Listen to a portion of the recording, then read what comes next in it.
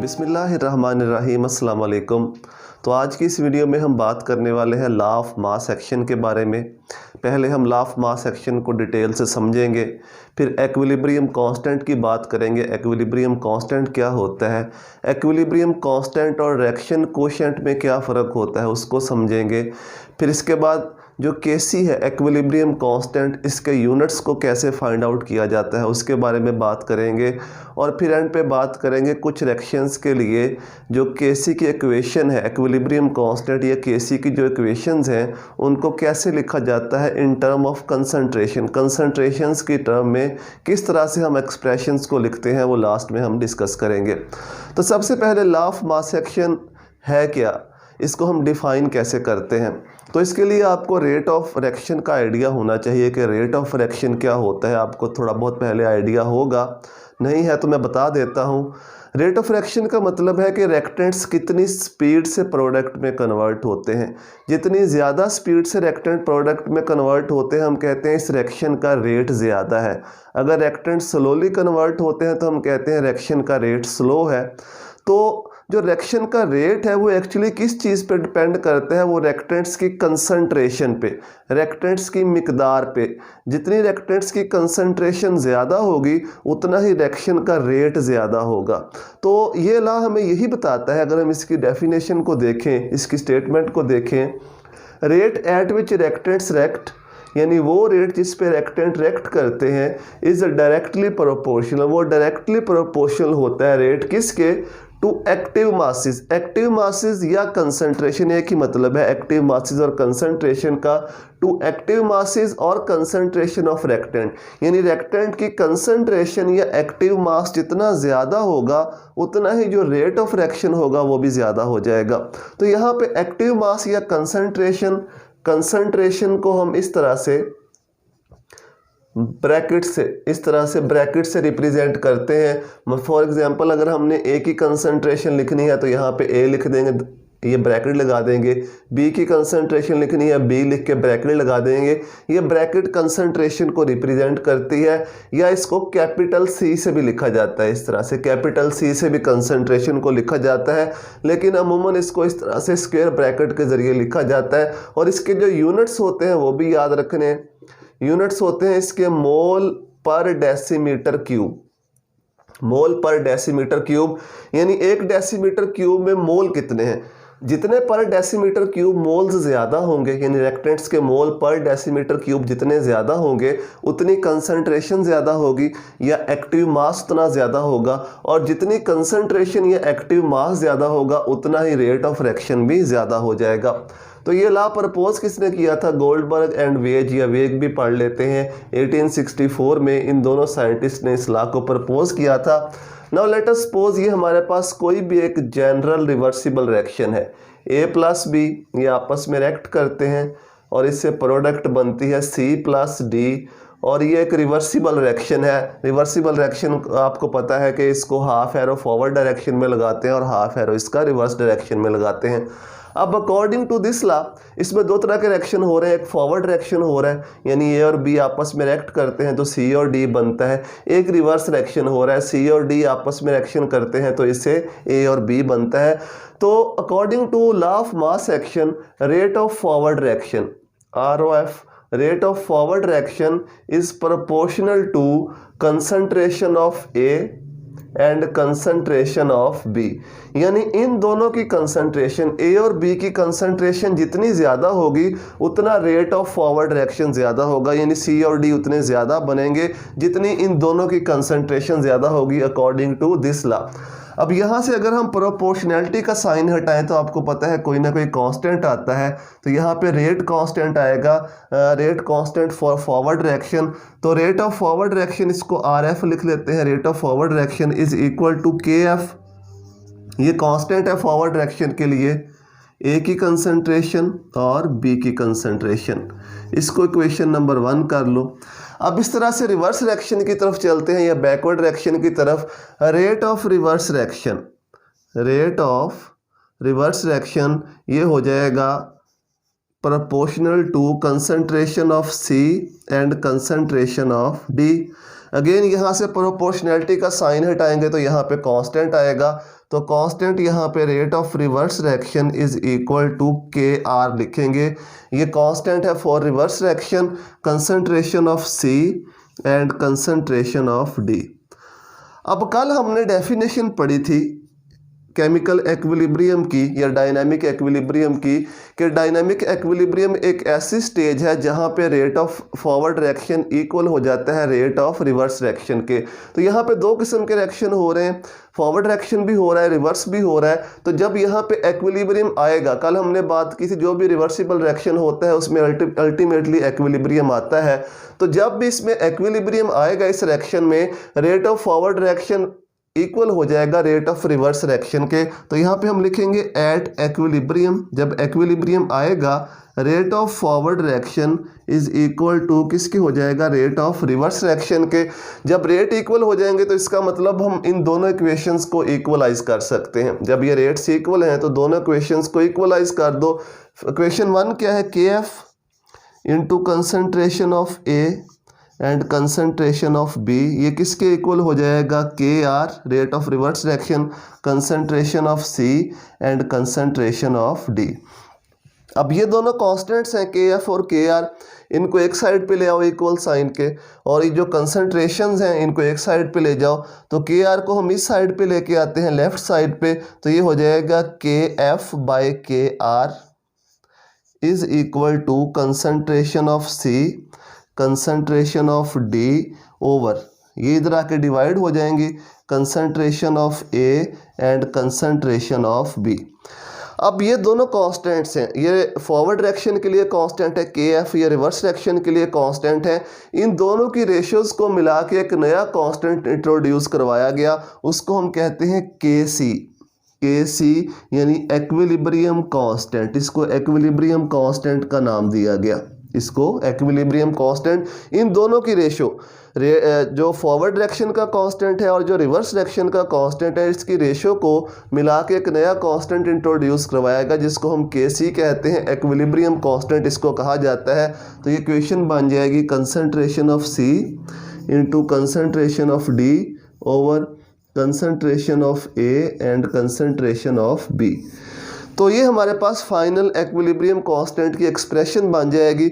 अब इससे हमें पता क्या चलता है, इससे हमें पता ये चलता है कि जब हमने एक्विलिब्रियम कांस्टेंट की एक्सप्रेशन लिखनी है, केसी की एक्सप्रेशन लिखनी है किसी भी रिएक्शन के लिए, तो ऊपर जो होंगी वो प्रोडक्ट्स की कंसंट्रेशन आएंगी, जितनी भी प्रोडक्ट्स होंगी उनकी कंसंट्रेशन ऊपर आएंगी न्यूमिनेटर में, और नीचे डिनोमिनेटर में रिएक्टेंट्स की कंसंट्रेशंस आएंगी, जितने भी रिएक्टेंट्स होंगे वो डिनोमिनेटर में आएंगे। यहाँ से हमें ये पता चलता है क्योंकि सी और डी जो है ये प्रोडक्ट्स थी और ए और बी जो है ये रिएक्टेंट्स थे, तो जो प्रोडक्ट्स होंगी वो न्यूमिनेटर में आएंगे और जो रिएक्टेंट्स होंगे वो डिनोमिनेटर में। तो इस तरह से हम केसी की एक्सप्रेशन को किसी भी रिएक्शन के लिए लिख सकते हैं। फॉर एग्जाम्पल ये रिएक्शन है हाइड्रोजन और आयोडीन का, हाइड्रोजन आयोडाइड की फॉर्मेशन, इसके लिए हमने केसी की एक्सप्रेशन लिखनी है। तो ये जो प्रोडक्ट्स की कंसंट्रेशन है ये ऊपर आएगी और जो दोनों रिएक्टेंट्स की कंसंट्रेशन है ये नीचे आएंगी। अभी जब हम इसको कंप्लीट कर लेंगे तो फिर हम कुछ रिएक्शंस के लिए केसी की एक्सप्रेशन लिखेंगे भी, तो वहाँ से आपको आइडिया हो जाएगा कैसे इस एक्सप्रेशन को लिखा जाता है। अब अगली बात यह है जो कि बहुत इंपॉर्टेंट है कि जो केसी होता है ये इनिशियल कंसंट्रेशन पे डिपेंड नहीं करती, जो इसकी वैल्यू होती है ये इनिशियल कंसंट्रेशन पे डिपेंड नहीं करती। रिएक्टेंट की कंसंट्रेशन ज़्यादा ले लो या कम ले लो, उससे केसी की वैल्यू के ऊपर फ़र्क नहीं पड़ता, क्योंकि एक्चुअली केसी क्या है, ये रेशो है प्रोडक्ट्स और रिएक्टेंट्स की कंसंट्रेशन की एट एक्विलिब्रियम। यानी जब तवाज़न आता है, तवाज़न के वक़्त प्रोडक्ट और रिएक्टेंट की कंसंट्रेशन की जो रेशियो होती है उसको हम केसी कहते हैं। तो कंसंट्रेशन जितनी मर्जी ले लें, अगर ये रेशियो सेम आएगी तो केसी की वैल्यू नहीं चेंज होगी, अगर ये रेशियोज डिस्टर्ब होंगी तब केसी की वैल्यू चेंज होगी। तो ये बात याद रखना है कि जो केसी की वैल्यू है वो इनिशियल कंसंट्रेशन के ऊपर डिपेंड नहीं करती, ये सिर्फ इन रेशियोज़ के ऊपर डिपेंड करती है कि जब एक्विलिब्रियम आता है, तवाज़न आता है रिएक्शन में, उस वक़्त प्रोडक्ट और रिएक्टेंट की कंसंट्रेशन क्या होती है। अगर ये कंसंट्रेशंस कांस्टेंट्स रहेंगी तो Kc की वैल्यू सेम रहेगी, चाहे हम इनिशियल कंसंट्रेशन ज़्यादा ले लें या कम ले लें, उससे कोई फ़र्क नहीं पड़ेगा। अब एक हम मोर जनरलाइज रिएक्शन के लिए इसी एक्सप्रेशन को लिखते हैं। ना सपोज ये कोई भी रिएक्शन है A प्लस B रिएक्ट करते हैं आपस में, बनता है C एंड D। ये जो स्मॉल ABCD हैं ये नंबर ऑफ मोल्स को रिप्रेजेंट करते हैं। जैसे कि यहाँ पे ये 2 है तो ये नंबर ऑफ मोल को रिप्रेजेंट करता है, यहाँ पे कुछ नहीं है 1 होगा, नंबर ऑफ मोल को रिप्रेजेंट करता है। तो ये जो स्मॉल ABC हैं ये नंबर ऑफ मोल्स को रिप्रेजेंट करते हैं, और जो कैपिटल हैं ये रिएक्टेंट्स और प्रोडक्ट्स को रिप्रेजेंट करते हैं। तो इसके लिए अगर हमने Kc की एक्सप्रेशन लिखनी है तो कैसे लिखेंगे, तो ये होगा Kc इज इक्वल टू, हमें ये तो पता है कि ऊपर जो होगा वो प्रोडक्ट की कंसंट्रेशन आएंगी C और D की कंसंट्रेशन, और नीचे रिएक्टेंट्स की कंसंट्रेशन आएंगी A और B की कंसंट्रेशन। जो नंबर ऑफ मोल्स होते हैं ये कंसंट्रेशंस की पावर बन जाते हैं। कंसंट्रेशंस की पावर में से लिखेंगे C की पावर C हो जाएगा, D की पावर D हो जाएगा, A की पावर A हो जाएगा और B की पावर B हो जाएगा। इसको आप इस तरह डिराइव करके भी लिख सकते हैं, मैंने ये डिराइव नहीं किया, वो आसान है, वो आप खुद देख सकते हैं। सिर्फ मैंने यहाँ पे ये बताना था कि जो नंबर ऑफ मोल्स होते हैं ये नंबर ऑफ मोल्स कंसंट्रेशंस की पावर बन जाते हैं जब हम Kc की इक्वेशन लिखते हैं किसी भी रिएक्शन के लिए।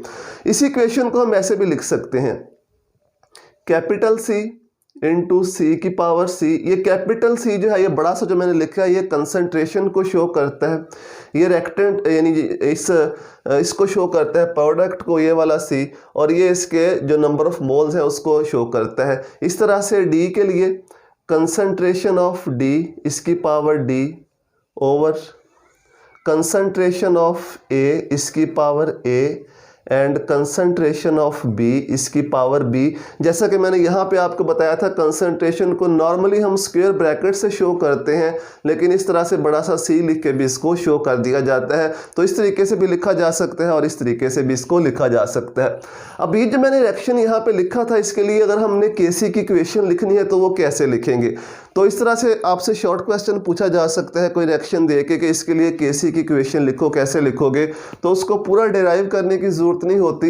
ये आपके सामने लिखा हुआ है, जब भी Kc की इक्वेशन लिखनी है ऊपर प्रोडक्ट्स की कंसंट्रेशंस आनी है, नीचे रिएक्टेंट्स की आनी है, और जो नंबर ऑफ मोल्स होंगे वो पावर्स में चले जाएंगे। तो Kc की इक्वेशन इस रिएक्शन के लिए जब हम लिखेंगे तो ये बन जाएगी, प्रोडक्ट क्या है हाइड्रोजन आयोडाइड, इसकी कंसंट्रेशन, इसके मोल्स कितने हैं 2, तो ये पावर में आ जाएंगे। नीचे आएगी हाइड्रोजन की कंसंट्रेशन, मोल इसका 1 है, लिखने की ज़रूरत नहीं होती 1 मोल। इस तरह आयोडीन की कंसंट्रेशन, इसका भी 1 मोल है तो उसको भी लिखने की ज़रूरत नहीं है, ये इसकी Kc की इक्वेशन बन जाएगी। इस तरह से कोई और reaction, for example N2 plus 3H2 ये आपस में रिएक्ट करके बनाते हैं 2NH3। इस रिएक्शन के लिए हमने Kc की इक्वेशन लिखनी है, तो इसके लिए Kc की इक्वेशन क्या बन जाएगी, प्रोडक्ट क्या है अमोनिया NH3, इसकी पावर कितनी हो जाएगी 2, क्योंकि 2 मोल है, पावर 2 हो जाएगी। नाइट्रोजन की कंसंट्रेशन, हाइड्रोजन की कंसंट्रेशन, हाइड्रोजन की कंसंट्रेशन की पावर कितनी हो जाएगी 3। अगर तो 1 मोल है फिर तो पावर में कुछ नहीं आएगा, 1 लिखने की ज़रूरत नहीं होती, लेकिन जितने मोल्स होंगे 1 से ज़्यादा 2, 3, 4 वो साथ हम मेंशन करते जाएंगे।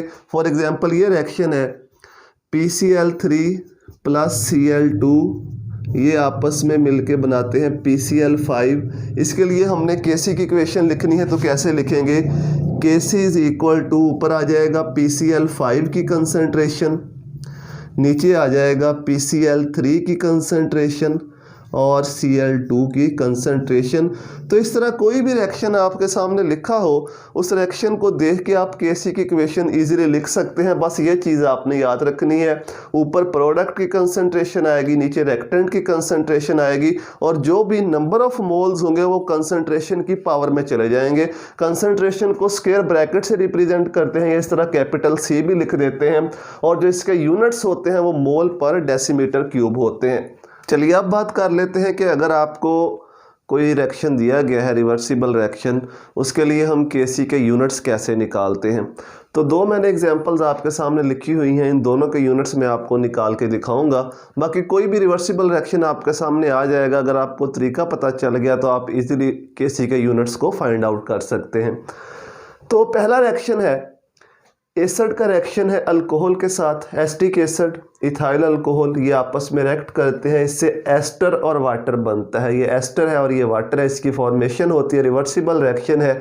इसके लिए पहले आपने केसी की इक्वेशन लिख लेनी है। ऊपर प्रोडक्ट्स की कंसंट्रेशन लिख लो, नीचे रिएक्टेंट्स की कंसंट्रेशन लिख लो। कंसंट्रेशन के यूनिट मैंने आपको बताए मोल पर डेसीमीटर क्यूब। ये जो स्क्वायर ब्रैकेट होती है कंसंट्रेशन, इसके यूनिट क्या होते हैं? मोल पर डेसीमीटर क्यूब, या इसको ऐसे भी लिख सकते हैं मोल पर डेसीमीटर क्यूब, या इसको मोल पर लीटर भी लिखते हैं। ये भी याद रखना है, मोल पर लीटर भी वो यूज़ कर लेता है। पर डेसीमीटर क्यूब या पर लीटर भी यूज़ किया जा सकता है, लेकिन मैं पर डेसीमीटर क्यूब के लिहाज से आपको हल करके दिखाऊंगा। लेकिन आपने इसको भी याद रखना है, मोल पर लीटर भी इसको लिखा जाता है। एक डेसीमीटर क्यूब एक लीटर के इक्वल होता है, तो मोल पर डेसीमीटर क्यूब या मोल पर लीटर कोई भी यूनिट यूज़ किया जा सकता है। तो जहाँ जहाँ पे ये स्क्वायर ब्रैकेट्स आपको नज़र आ रही हैं, इन स्क्वायर ब्रैकेट्स की जगह पे आप इनके यूनिट्स लिख देंगे। यानी यहाँ पे स्क्वायर ब्रैकेट की जगह पे हम मोल पर डेसीमीटर क्यूब लिख देंगे। इस स्क्वायर ब्रैकेट यानी वाटर की कंसंट्रेशन की जगह पे इसके यूनिट लिख देंगे। एसिड की कंसंट्रेशन की जगह पे इसके यूनिट, इस तरह अल्कोहल की कंसंट्रेशन की जगह पे इसके यूनिट। तो जहाँ जहाँ पे स्क्वायर ब्रैकेट्स नज़र आ रही हैं उनकी जगह पे उनके यूनिट लिख दो। तो ऊपर यहाँ पे मोल पर डेसीमीटर क्यूब, मोल पर डेसीमीटर क्यूब, फिर वाटर की कंसंट्रेशन के लिए मोल पर डेसीमीटर क्यूब, फिर नीचे आ जाओ एसिड की कंसंट्रेशन, इसके यूनिट मोल पर डेसीमीटर क्यूब, फिर अल्कोहल की कंसंट्रेशन, इसके यूनिट मोल पर डेसीमीटर क्यूब। अब ऊपर और नीचे दो दो दफ़ा यूनिट आ रहे हैं मोल पर डेसीमीटर क्यूब, तो ये कैंसिल हो जाएंगे, ये दो दफ़ा से दो दफ़ा ये कैंसिल हो जाएंगे। तो यहाँ पे हम लिखेंगे केसी हैज़ नो यूनिट, कोई यूनिट नहीं होगा केसी का। अब ये बात याद रखनी है, जब भी रिएक्टेंट्स के नंबर ऑफ मोल्स प्रोडक्ट्स के नंबर ऑफ मोल्स के इक्वल होंगे तो केसी का कोई यूनिट नहीं बनेगा। 1 मोल इसका था एसिड का, 1 मोल अल्कोहल का था, टोटल 2 मोल हो गए। 1 मोल एस्टर का बना और 1 मोल वाटर का बना। इस साइड पे भी 2 मोल हो गए टोटल, इस साइड पे भी 2 मोल हो गए। जब दोनों साइड पे नंबर ऑफ मोल्स इक्वल होंगे तो केसी का कोई यूनिट नहीं बनेगा। यहाँ से देख के आप अगर एमसीक्यूज में पूछ ले ये रिएक्शन लिखा हो और कहे बताओ केसी के क्या यूनिट्स बनेंगे, तो पहले आप फ़ौरन इसको देख लो कि अगर नंबर ऑफ मोल्स इक्वल हैं दोनों साइड पे तो फिर नो यूनिट का ऑप्शन आएगा, कोई भी इसके यूनिट नहीं बनेंगे केसी के। इस बात को याद रखना है। लेकिन अगर नंबर ऑफ मोल्स इक्वल नहीं है तो फिर कोई ना कोई यूनिट बनेंगे। क्या यूनिट बनेंगे वो हमें कैलकुलेट करके देखना पड़ेगा, फाइंड आउट करना पड़ेगा। जिस तरह ये वाला रिएक्शन है, यहाँ पे नाइट्रोजन का 1 मोल और हाइड्रोजन के 3 मोल, ये टोटल 4 मोल रिएक्टेंट वाली साइड पे हैं और 2 मोल प्रोडक्ट वाली साइड पे हैं। तो इसका मतलब केसी का कोई ना कोई यूनिट बनेगा। क्या यूनिट बनेगा अभी हम उसको कैलकुलेट करके देख लेते हैं। ये केसी की इक्वेशन आपके सामने मैंने लिखी हुई है। तो अमोनिया की कंसंट्रेशन की जगह पे इसके यूनिट मोल पर डेसीमीटर क्यूब, ये जो पावर है इसको लिखना है, इसको नहीं ख़त्म करना, पावर ऐसी आएगी साथ, इसकी पावर 2 है तो पावर 2 यहाँ पे लिख देना है। इस तरह नीचे आ जाओ, नाइट्रोजन की कंसंट्रेशन की जगह पे इसके यूनिट लिख दो मोल पर डेसीमीटर क्यूब, पावर 1 है तो उसको लिखने की ज़रूरत नहीं है। इस तरह से हाइड्रोजन की जगह पे मोल पर डेसीमीटर क्यूब, इसकी पावर 3 है तो यहाँ पे 3 लिख दो। अब ऊपर देखो मोल पर डेसीमीटर क्यूब 2 टाइम्स है, नीचे 1 और 3 4 टाइम्स है। तो केसी इज इक्वल टू, ऊपर हो गया मोल पर डेसीमीटर क्यूब, ये 2 टाइम्स हो गया, और नीचे हो गया टोटल मोल पर डेसीमीटर क्यूब, ये हो गया 4 टाइम्स। तो 2 टाइम्स से 2 टाइम कैंसिल हो जाएगा, नीचे 2 टाइम्स बच जाएगा मोल पर डेसीमीटर क्यूब डिनोमिनेटर में। ये 1 ओवर मोल पर डेसीमीटर क्यूब कितने टाइम बच जाएगा? 2 टाइम। ये 2 टाइम से 2 टाइम कैंसिल, बाकी 2 टाइम बच जाएगा। इसको ऊपर ले जाओ, इसको ऊपर ले जाओ, ऐसे लिखा रहने दो तब भी ठीक है, लेकिन इसको ऊपर लेके जाएंगे तो ये जो पावर्स की साइंस होंगे वो चेंज हो जाएंगे। देखो पहले इसको यहाँ पे हम जो 2 है इसको अंदर मल्टीप्लाई कर देते हैं, ये हो जाएगा मोल का स्क्वायर। ये 2 को जब अंदर मल्टीप्लाई करेंगे मोल का स्क्वायर हो जाएगा dm-6 हो जाएगा। ये -3 है, -3 से 2 को मल्टीप्लाई करेंगे -6। मोल 1 है तो 1 से 2 को मल्टीप्लाई करेंगे 2 हो जाएगा। मोल 2 dm-6, इसको आप ऊपर ले जाओ तो ये बन जाएगा मोल -2 dm-6। तो इस तरह पे अगर MCQs में एक क्वेश्चन आता है तो इस तरह से ऑप्शन दिया होता है मोल -2 dm-6, या लीटर में भी लिखा हो सकता है। याद रखना है डेसीमीटर क्यूब भी वो यूनिट इस्तेमाल कर सकता है और लीटर भी कर सकता है, दोनों को आपने ज़हन में रखना है। तो इस तरह से कोई भी इक्वेशन दी गई हो आपने उसके लिए जस्ट केसी की इक्वेशन लिखनी है। पहले देख लो कि दोनों साइड पे नंबर ऑफ मोल्स अगर इक्वल है फिर तो केसी का कोई यूनिट नहीं बनेगा, उसको कैलकुलेट करने की ज़रूरत नहीं है। लेकिन नंबर ऑफ मोल्स इक्वल नहीं है, केसी की इक्वेशन लिखो, यूनिट्स पुट करो कंसंट्रेशन की जगह पे और उसे सॉल्व आउट करके देख लो कि केसी के क्या यूनिट बनेंगे। MCQs में भी पूछा जा सकता है और ये शॉर्ट क्वेश्चन में भी पूछा जा सकता है। अब नेक्स्ट एक बहुत इंपॉर्टेंट चीज़ जो कि इस चैप्टर के न्यूमेरिकल से रिलेटेड है, न्यूमेरिकल भी ज़ाहिर बात है हमने करने हैं इस चैप्टर के, relation between KC and KP। KC and KP इसको डिराइव नहीं करेंगे, सिर्फ आपने रिलेशन याद रखना है। KC हमें पता है कि हम एक्विलिब्रियम कांस्टेंट को कहते हैं जब कंसंट्रेशंस को हम लेते हैं मोल पर डेसीमीटर क्यूब में, लेकिन गैसेस के लिए जो कंसंट्रेशन है वो पार्शियल प्रेशर में ली जाती है। गैसेस का partial pressure as a concentration use किया जाता है, तो फिर वहाँ पे हम ये वाला कांस्टेंट यूज़ करते हैं KP फॉर गैसेस। गैसेस के लिए सॉल्यूशंस के लिए हम KC यूज़ करते हैं, जबकि गैसेस के लिए KP यूज़ किया जाता है। तो इन दोनों के दरमियान रिलेशन क्या है? रिलेशन याद रखना है, KP ड्राइव नहीं कर रहे, उसको ज़रूरत भी नहीं है। KP is equal to KC into RT और इसकी पावर डेल्टा n। ये R जनरल गैस कांस्टेंट, ये हमने पढ़ा हुआ है 3rd चैप्टर के अंदर। T जो है ये टेम्परेचर है, ठीक है, इसको याद रखना है। जनरल गैस कांस्टेंट, इसकी वैल्यू आपने खुद याद रखनी है, वो 3rd चैप्टर में दी हुई है वैल्यू SI यूनिट के साथ भी और नॉन SI के साथ भी। ये टेम्परेचर आपको दिया गया होगा, उसको आपने केल्विन स्केल में ले लेना है। डेल्टा n क्या है? Change in number of moles. इसको कैसे निकालते हैं? डेल्टा n का फार्मूला होता है moles of product minus moles of reactant. ये n जो है ये नंबर ऑफ मोल्स को रिप्रेजेंट करता है। तो delta n change in number of moles है, यानी प्रोडक्ट के मोल माइनस रिएक्टेंट के मोल, तो हमारे पास चेंज आ जाएगा कि मोल्स में कितना चेंज आ रहा है। अब इसके 3 केस बनते हैं।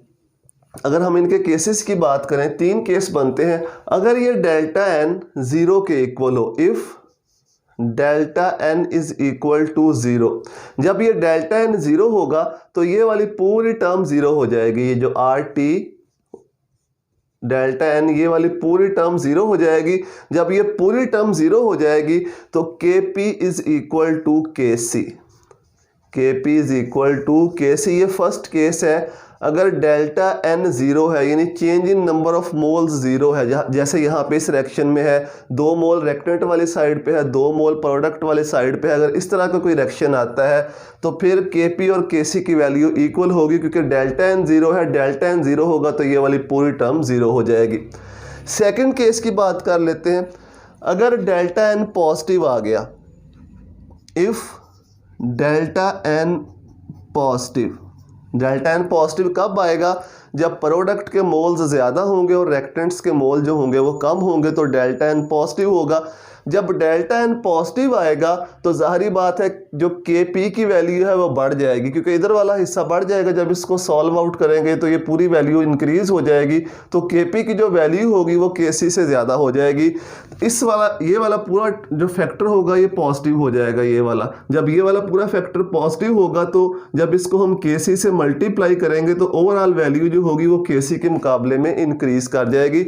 जब डेल्टा n पॉजिटिव होगा ये पूरा फैक्टर पॉजिटिव होगा, इसको KC से मल्टीप्लाई करेंगे तो KP की वैल्यू KC से इंक्रीज कर जाएगी। तो जब भी डेल्टा n पॉजिटिव होगा तो उस केस में Kp will be greater than Kc। अब थर्ड केस क्या है, if delta N is negative.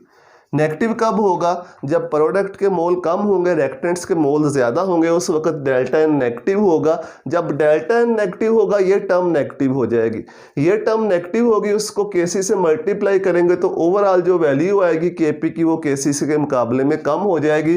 तो जब डेल्टा एन नेगेटिव होगा देन Kp की वैल्यू जो होगी वो Kc के मुकाबले में कम होगी, यानी Kc की वैल्यू ज़्यादा होगी और Kp की वैल्यू कम होगी। तो इन तीनों केसेस को याद रखना है। डेल्टा एन ज़ीरो तो इन दोनों की वैल्यू इक्वल होगी। अगर डेल्टा एन पॉजिटिव आता है तो Kp की वैल्यू बढ़ जाएगी एज़ कम्पेयर टू Kc, और अगर डेल्टा एन नेगेटिव आता है तो Kp की वैल्यू कम होगी और Kc की वैल्यू ज़्यादा होगी। चलिए अब बात कर लेते हैं कि Kc की वैल्यू की एप्लीकेशंस क्या है। Kc क्या होता है ये हमें पता है कि इक्विलिब्रियम के ऊपर प्रोडक्ट की कंसंट्रेशन और रिएक्टेंट की कंसंट्रेशन की जो रेशो होती है उसको हम Kc कहते हैं, इक्विलिब्रियम कांस्टेंट कहते हैं। अब हर रिएक्शन के लिए उसकी वैल्यू फिक्स्ड होती है क्योंकि वो कांस्टेंट है। उस वैल्यू की एप्लीकेशंस क्या हैं, दो बहुत ही इंपॉर्टेंट एप्लीकेशंस हैं, वन बाय वन उनको डिस्कस करते हैं। पहला है डायरेक्शन ऑफ रिएक्शन।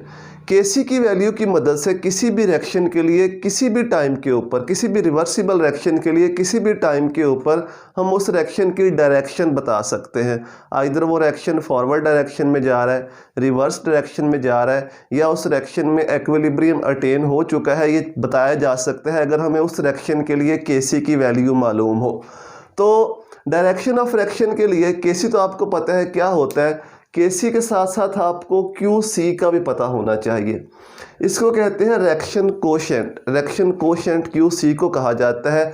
जो Qc होता है ये भी एक्चुअली प्रोडक्ट की कंसंट्रेशन की रेशो होती है रिएक्टेंट की कंसंट्रेशन की रेशो के साथ।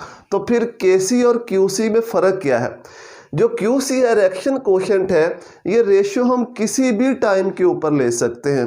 रिएक्शन शुरू होने के 1 मिनट बाद, 2 मिनट बाद, 3 मिनट बाद, किसी भी टाइम के बाद जो रेशो निकालेंगे उसको हम Qc कहेंगे। और जो Kc होता है ये आपको पता है कांस्टेंट वैल्यू है, एक फिक्स टाइम के बाद ही जो इक्विलिब्रियम है अटेन होता है, और उस इक्विलिब्रियम के ऊपर जो रेशो होती है उसको हम Kc कहते हैं, उसको Kc से रिप्रेजेंट किया जाता है। लेकिन जो Qc होता है वो रेशो किसी भी टाइम के ऊपर ली जा सकती है। Qc की वैल्यू Kc से ज़्यादा भी हो सकती है, कम भी हो सकती है, Kc के इक्वल भी हो सकती है। अगर Kc के इक्वल आ जाएगी इसकी वैल्यू तो हम कहेंगे जो इक्विलिब्रियम है वो अटेन हो चुका है। तो इसको रिएक्शन कोशेंट कहा जाता है और इसको इक्विलिब्रियम कांस्टेंट कहा जाता है। अब 3 केसेस हैं। पहला केस क्या है, अगर किसी भी लम्हे के ऊपर, किसी भी स्टेज के ऊपर Qc की वैल्यू ज़्यादा आ रही हो Kc के मुकाबले में। फॉर एग्जांपल Kc की वैल्यू तो 6 फिक्स होगी। फॉर एग्जांपल Kc की वैल्यू 6 है किसी रिएक्शन के लिए, हम Qc की वैल्यू निकालते हैं किसी भी टाइम के ऊपर, प्रोडक्ट की कंसंट्रेशन लेते हैं रिएक्टेंट के साथ, इसकी रेशो निकालते हैं, तो जो Qc की वैल्यू आती है वो ज़्यादा आती है। सपोज 8 आ गई, 10 आ गई, 12 आ गई। तो अगर Qc की वैल्यू Kc के मुकाबले में ज़्यादा है तो इसका क्या मतलब होगा, उस वक्त जो रिएक्शन होगा वो किस डायरेक्शन में जा रहा होगा। Qc की वैल्यू ज़्यादा आने का मतलब है कि जो प्रोडक्ट की कंसंट्रेशन है वो ज़्यादा होगी, इसकी कंसंट्रेशन ज़्यादा होगी तो तभी Qc की वैल्यू ज़्यादा आएगी। जब प्रोडक्ट की कंसंट्रेशन ज़्यादा होगी तो इसका मतलब है कि उस लम्हे के ऊपर जो रिएक्शन होगा वो रिवर्स डायरेक्शन में जा रहा होगा, क्योंकि उसने इक्विलिब्रियम अटेन करना है। तो इक्विलिब्रियम अटेन होने के लिए प्रोडक्ट को अपनी जो कंसंट्रेशन है उसे कम करना होगा, क्योंकि अगर वैल्यू 8 आ रही है तो वैल्यू को 6 के ऊपर लाने के लिए प्रोडक्ट्स को वापस रिएक्टेंट में कन्वर्ट होना होगा, तो तब वैल्यू 6 के ऊपर आएगी। तो अगर किसी भी लम्हे के ऊपर Qc की वैल्यू ज़्यादा आ रही हो Kc के मुकाबले में, तो इसका मतलब है उस लम्हे के ऊपर, उस वक़्त के ऊपर जो रिएक्शन है वो किस डायरेक्शन में जा रहा होता है, रिवर्स डायरेक्शन में।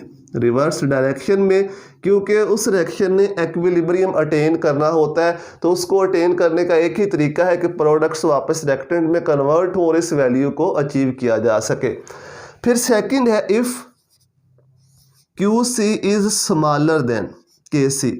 अगर किसी भी टाइम के ऊपर क्यू सी की वैल्यू हम निकालें और वो के सी से कम आए, सपोज 4 आ गई, 3 आ गई, 2 आ गई, इसका मतलब है कि हमें और प्रोडक्ट्स चाहिए ताकि उस वैल्यू को हम इसके इक्वल लेके जा सकें। 3 वैल्यू आ रही है, 3 को हमने 6 तक लेके जाना है या 6 तक उस वैल्यू ने जाना है ताकि एक्विलिब्रियम अटेन हो सके। तो इसका मतलब है रिएक्टेंट्स किस में कन्वर्ट हो रहे होंगे, प्रोडक्ट में, और प्रोडक्ट बनेगी तो वैल्यू इंक्रीज होगी, वैल्यू 6 तक पहुंचेगी।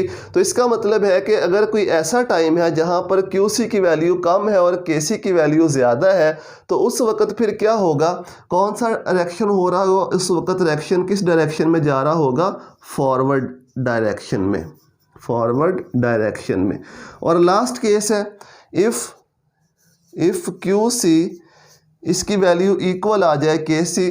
फॉर एग्जांपल एक्विलिब्रियम कांस्टेंट हमें किसी रिएक्शन का दिया हुआ है जी 6 है, और हम किसी भी वक्त के ऊपर रेशो निकालते हैं वो भी 6 आ जाती है, तो दोनों वैल्यूज़ इक्वल आ गई, तो इसका मतलब है वो रिएक्शन एक्विलिब्रियम अटेन कर चुका है।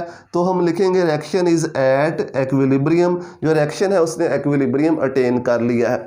तो ये 3 पॉसिबिलिटीज़ हैं, लेकिन उसके लिए हमें केसी की वैल्यू तो फिक्स होती है, वो हमें बताई गई होगी या दी गई होगी। क्यूसी की वैल्यू निकालते जाते हैं किसी भी वक्त के ऊपर, किसी भी टाइम के ऊपर, उसको कंपेयर करते जाते हैं, देखते हैं अगर क्यूसी की वैल्यू बड़ी आ रही है केसी से, तो इसका मतलब रिएक्शन जो है उस वक्त रिवर्स डायरेक्शन में जा रहा होगा एक्विलिब्रियम को अटेन करने के लिए, इस वैल्यू को अटेन करने के लिए। अगर केसी की वैल्यू कम है, केसी की ज़्यादा है, क्यूसी की कम है, केसी की ज़्यादा है, तो फिर रिएक्शन फॉरवर्ड डायरेक्शन में जा रहा होगा ताकि इस वैल्यू को अचीव किया जा सके। और अगर इन दोनों की वैल्यू इक्वल आ रही है तो इसका मतलब है फिर उस लम्हे के ऊपर, उस वक्त के ऊपर इस रिएक्शन में एक्विलिब्रियम अटेन हो चुका है। और सेकंड एप्लीकेशन है extent of reaction. Extent of reaction का मतलब है कि कितने परसेंट या किस हद तक रिएक्शन कंप्लीट हुआ है। हमें पता है कि जो रिवर्सिबल रिएक्शंस होते हैं वो कभी भी मुकम्मल कंप्लीट 100% कंप्लीशन तक नहीं पहुंचते, 50% हो सकते हैं, 40%, 60%। अब एक्सटेंट ऑफ रिएक्शन का मतलब है कि कोई भी रिवर्सिबल रिएक्शन किस हद तक कंप्लीट हुआ है, कितने परसेंट कंप्लीट हुआ है, कितने परसेंट उससे प्रोडक्ट हमने बना ली है, तो इसको हम कहते हैं एक्सटेंट ऑफ रिएक्शन।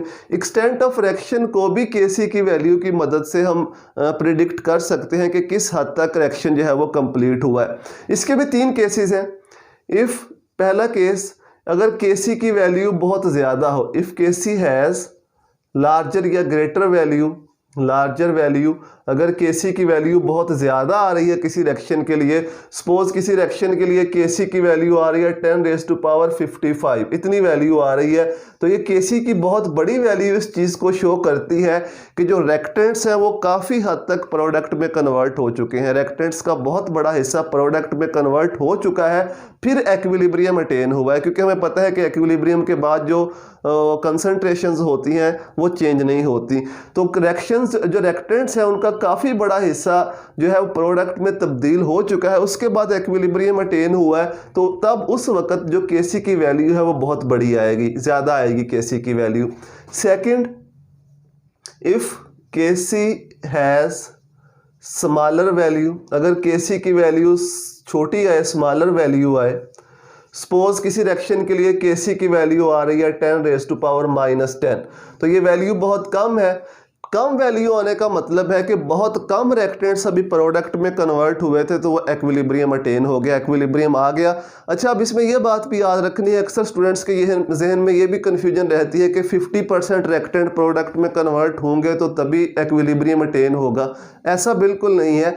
जो एक्विलिब्रियम है वो किसी भी स्टेज के ऊपर अटेन हो सकता है अभी 10% ही रिएक्टेंट प्रोडक्ट में कन्वर्ट हुए हों तो एक्विलिब्रियम आ जाए, या 20% रिएक्टेंट प्रोडक्ट में कन्वर्ट हुए हों तो एक्विलिब्रियम आ जाए। ये भी हो सकता है कि 90% या 95% रिएक्टेंट प्रोडक्ट में कन्वर्ट हो जाए, तब एक्विलिब्रियम अटेन हो। जो एक्विलिब्रियम है वो किसी भी स्टेज के ऊपर अटेन हो सकता है, क्योंकि एक्विलिब्रियम होता क्या है, जब rate of forward reaction rate of reverse reaction के इक्वल हो जाए तो एक्विलिब्रियम आ जाएगा, और वो किसी भी स्टेज के ऊपर आ सकता है। उसके लिए ये कोई कंडीशन नहीं है कि 50% जो रिएक्टेंट्स हैं वो प्रोडक्ट में कन्वर्ट होना लाजमी है। तो इसको आपने जहन में रखना है। ये पूछ भी लेता है कि एक्विलिब्रियम अटेन होने के लिए क्या ये कंडीशन है कि 50% रिएक्टेंट्स प्रोडक्ट में कन्वर्ट होने चाहिए, तो ऐसा बिल्कुल नहीं है। किसी भी वक्त के ऊपर हो सकता है 10% ये भी रिएक्टेंट प्रोडक्ट में कन्वर्ट हुए हों तो इक्विलिब्रियम अटेन हो जाए। तो इस चीज़ को भी आपने ज़हन में रखना है। और थर्ड पॉसिबिलिटी है, थर्ड, केसी की वैल्यू ना बहुत ज़्यादा बड़ी आ रही हो किसी रिएक्शन के लिए और ना बहुत ज़्यादा छोटी आ रही हो। फॉर एग्जांपल किसी रिएक्शन के लिए केसी की जो वैल्यू है वो आ रही है 10⁻⁴ या 10⁻⁵। तो इसका मतलब है कि रिएक्शन जो है वो तकरीबन 50% या 60%, तकरीबन आधा रिएक्शन जो है, आधे रिएक्टेंट्स जो है वो प्रोडक्ट में कन्वर्ट हो चुके हैं, तो इक्विलिब्रियम अटेन हो गया। तो केसीज की वैल्यू से हमें ये पता चलता है कि किस हद तक जो रिएक्टेंट्स हैं वो प्रोडक्ट्स में कन्वर्ट हुए और उसके बाद इक्विलिब्रियम अटेन हो गया। क्योंकि हमें चाहिए तो प्रोडक्ट्स चाहिए, जितनी प्रोडक्ट्स की वैल्यू ज़्यादा होगी, प्रोडक्ट्स की कंसंट्रेशन जितनी ज़्यादा होगी उतनी ही केसी की वैल्यू ज़्यादा आएगी। क्योंकि केसी होता क्या है, केसी होता है प्रोडक्ट की कंसंट्रेशन ओवर रिएक्टेंट की कंसंट्रेशन। तो जितनी प्रोडक्ट की कंसंट्रेशन ज़्यादा होगी उतनी ही केसी की वैल्यू ज़्यादा आएगी। ज़्यादा प्रोडक्ट का बनना इस चीज़ को शो करता है कि ज़्यादा मिकदार में रिएक्टेंट जो है वो प्रोडक्ट में कन्वर्ट हुए, उसके बाद इक्विलिब्रियम अटेन हुआ। कम केसी की वैल्यू इस चीज़ को शो करती है कि अभी बहुत कम रिएक्टेंट प्रोडक्ट में कन्वर्ट हुए थे, तो इक्विलिब्रियम अटेन हो गया। तो ये दो एप्लीकेशंस थी जो कि बहुत इंपॉर्टेंट है। केसी की वैल्यू की मदद से हम डायरेक्शन बता सकते हैं, रिएक्शन की 3 केसेस हैं इसके भी, और केसी की वैल्यू की मदद से एक्सटेंट ऑफ रिएक्शन को भी प्रिडिक्ट किया जा सकता है। और लास्ट में किसी भी रिएक्शन के लिए हम केसी की एक्सप्रेशन कैसे लिख सकते हैं इन टर्म ऑफ कंसंट्रेशन, कंसंट्रेशन की टर्म में कैसे एक्सप्रेशंस लिखी जाती हैं, इसको समझना बहुत ज़रूरी है। क्योंकि जो अब हम न्यूमेरिकल करेंगे तो वहाँ पे इसका इस्तेमाल भी होगा कि इन टर्म ऑफ कंसंट्रेशंस कैसे हम केसी के एक्सप्रेशन को लिखते हैं। तो दो मैंने यहाँ पे लिखी हुई हैं, रिएक्शंस लिखी हुई हैं, इन दोनों को मैं आपको समझाता हूँ। अच्छे तरीके से आपने समझ लेना है। अगर ये आपको समझ में आ गया तो फिर कोई भी रिएक्शन आपके सामने लिखा हो तो आप केसी की जो एक्सप्रेशन लिख सकते हैं इन टर्म ऑफ कंसंट्रेशन। अब ये पहला रिएक्शन है, वही रिएक्शन जो हमने पहले भी पढ़ा था, एसिड का रिएक्शन है, अल्कोहल के साथ एस्टर और वाटर बनता है एट टाइम 0, यानी 0 टाइम के ऊपर अभी रिएक्शन स्टार्ट नहीं हुआ। लेट अस सपोज इसके ए मोल है, ए मोल कुछ भी हो सकते हैं, 2 3 4 5, कोई भी हमने इसके सपोज कर लिया इसके ए मोल हैं और इसके जो है वो बी मोल हैं। एट टाइम 0 इसके 0 मोल होंगे, इसके 0 मोल होंगे क्योंकि रिएक्शन अभी स्टार्ट नहीं हुआ। At time T, at time T यानी रिएक्शन स्टार्ट हो गया, इक्विलिब्रियम अटेन हो गया। टी टाइम के बाद यानी इक्विलिब्रियम अटेन होने के बाद इसके कुछ मोल्स प्रोडक्ट में कन्वर्ट हो जाएंगे, इसके भी कुछ मोल्स प्रोडक्ट में कन्वर्ट हो जाएंगे। कितने मोल कन्वर्ट हो रहे हैं अगेन हमें नहीं पता, हमने सपोज कर लिया कि एट टाइम टी यानी टी टाइम के बाद इक्विलिब्रियम अटेन होने के बाद इसके भी एक्स मोल प्रोडक्ट में कन्वर्ट हो गए, इसके भी एक्स मोल प्रोडक्ट में कन्वर्ट हो गए। तो ये हो जाएंगे at time T A minus X mole. A minus X का मतलब है कि ए में से एक्स मोल प्रोडक्ट में कन्वर्ट हो गए, क्योंकि तमाम के तमाम कन्वर्ट नहीं होंगे, रिवर्सिबल रिएक्शन कभी भी कंप्लीट नहीं होते। और इसके भी बी में से जो एक्स मोल है वो प्रोडक्ट में कन्वर्ट हो गए, तो बाकी कितने बच गए, बी माइनस एक्स। ए में से कितने बच गए, ए माइनस एक्स, क्योंकि एक्स मोल उधर चले गए, और बी में से कितने बच गए, बी माइनस एक्स, क्योंकि एक्स मोल उधर चले गए। और एट टाइम टी यानी इक्विलिब्रियम पर इसके भी एक्स मोल बन गए एस्टर के, और इसके भी एक्स मोल बन गए। एक दफ़ा फिर से देख लो, जब अभी टाइम स्टार्ट नहीं हुआ था, 0 टाइम पे रिएक्शन स्टार्ट नहीं हुआ था, इसके हमने सपोज कर लिए ए मोल है टोटल, इसके बी मोल है, इसके भी 0, इसके भी 0, क्योंकि अभी रिएक्शन स्टार्ट नहीं हुआ था। At time T equilibrium attain होने के बाद इसके भी कुछ मोल प्रोडक्ट में चले गए, इसके भी कुछ मोल, टोटल नहीं गए, कुछ मोल गए। ए में से कितने गए, एक्स, तो एट टाइम टी इसके कितने बच गए, ए माइनस एक्स मोल, इसके कितने बच गए, बी माइनस एक्स मोल, इसके भी एक्स मोल बन गए, इसके भी एक्स मोल बन गए। अब हमें पता है कंसंट्रेशन के यूनिट्स क्या होते हैं, मोल पर डेसीमीटर क्यूब या मोल पर वॉल्यूम, डेसीमीटर क्यूब वॉल्यूम का यूनिट होता है। तो इस तमाम को हम वॉल्यूम से डिवाइड कर देंगे, इसको भी वॉल्यूम से डिवाइड, इसको भी, यानी मोल्स को हम वॉल्यूम से डिवाइड कर देंगे। अब केसी की इक्वेशन लिख लो इस रिएक्शन के लिए।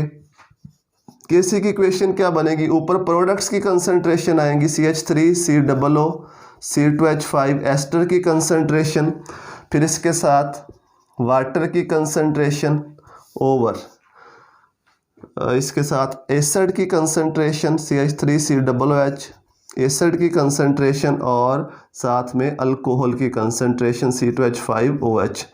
तो यहाँ पे पुट कर दो एट एक्विलिब्रियम, जो इनकी कंसंट्रेशंस यहाँ पे हमने लिखी हैं वो इस इक्वेशन में पुट कर दो। तो ये हो जाएगा Kc इज इक्वल टू, ये है इसके x/v मोल, तो यहाँ पे x/v लिख दो, और इसके भी कितने हैं x/v मोल, यहाँ पे भी x/v लिख दो, ओवर इसके कितने मोल हैं eight equilibrium A minus x/v, तो यहाँ पे ये हमने लिख दिया, और इसके कितने मोल हैं अल्कोहल के, ये हैं B माइनस x/v, तो इसको यहाँ पे लिख दिया। इसको 2-3 दफ़ा देखोगे तो आपको समझ आ जाएगी। अब ये वाला वॉल्यूम ये इससे कैंसिल हो जाएंगे, अगर आपको मैथमेटिक्स का पता है ये कैंसिल हो जाएंगे, बाकी इक्वेशन बच जाएगी, ऊपर बच जाएगा x² over A minus x into B minus x. तो in term of concentrations Kc की एक्सप्रेशन ये बनेगी इस रिएक्शन के लिए, ठीक है। इस तरह से इसको हम डिराइव करते हैं। एक और आपको समझाते हैं, फिर आपको अच्छे तरीके से समझ आएगी। लेट अस सपोज ये रिएक्शन है नाइट्रोजन और हाइड्रोजन का अमोनिया बनाने के लिए। एट टाइम 0, अभी रिएक्शन स्टार्ट नहीं हुआ, 0 टाइम के ऊपर इसके A मोल हैं, इसके B मोल हैं और इसके 0 मोल हैं, क्योंकि अभी रिएक्शन स्टार्ट नहीं हुआ।